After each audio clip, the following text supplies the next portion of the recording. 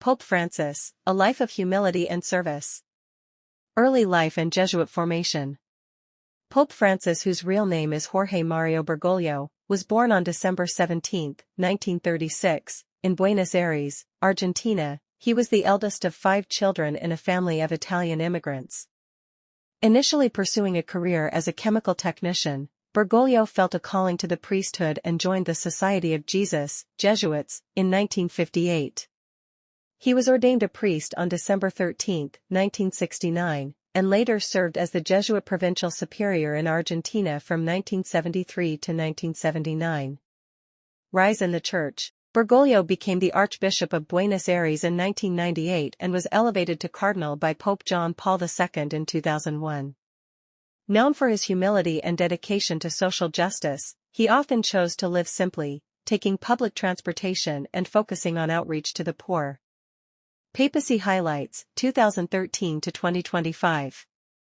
Elected as Pope on March 13, 2013, following the resignation of Pope Benedict XVI, he took the name Francis, becoming the first Jesuit Pope, the first from the Americas, and the first non-European Pope in over a millennium.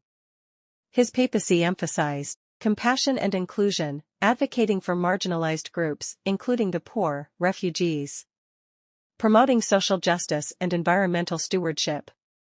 Economic equity, drawing from liberation theology, he addressed economic inequalities and criticized unfettered capitalism, advocating for systems that prioritize human dignity.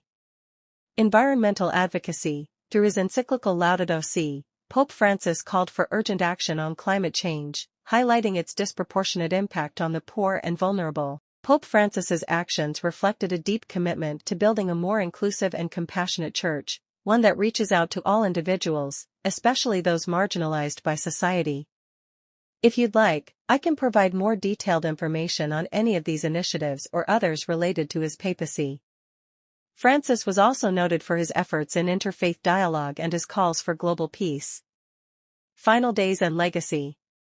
Pope Francis passed away on April 21, 2025, at the age of 88, due to a cerebral stroke that led to a coma and irreversible cardiocirculatory collapse, according to the Vatican. His death followed a 38-day hospitalization earlier that year due to double pneumonia, along with multiple pre-existing health conditions, including acute respiratory failure, bronchiectasis, hypertension, and type 2 diabetes.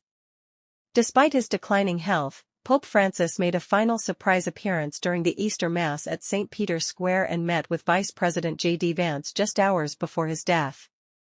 In accordance with his wishes, he wanted to be laid to rest at the Papal Basilica of St. Mary Major in Rome, where 6 other popes are buried, diverging from the traditional papal burial site beneath St. Peter's Basilica in Vatican City. This decision reflects his deep devotion to the Virgin Mary and his lifelong commitment to humility and simplicity. Global leaders and communities mourned his passing, remembering him as a compassionate leader who championed the causes of the marginalized and worked tirelessly for a more inclusive and just world. As we remember the life and legacy of Pope Francis, we are reminded of the powerful lessons he left behind. Through his humility, deep compassion, and unwavering dedication to the poor and marginalized, he showed us what it truly means to walk in the footsteps of Christ. He taught us that faith is not just about tradition, but about action, about loving without limits, forgiving without conditions, and serving with joy. His voice became a beacon of hope in dark times, reminding the world of the power of kindness, simplicity, and mercy. May we carry forward his message of unity, inclusion, and peace in our own lives. And as we bid him farewell, we say with grateful hearts, rest well, Holy Father. Your light has touched the world, and your legacy will continue to guide us.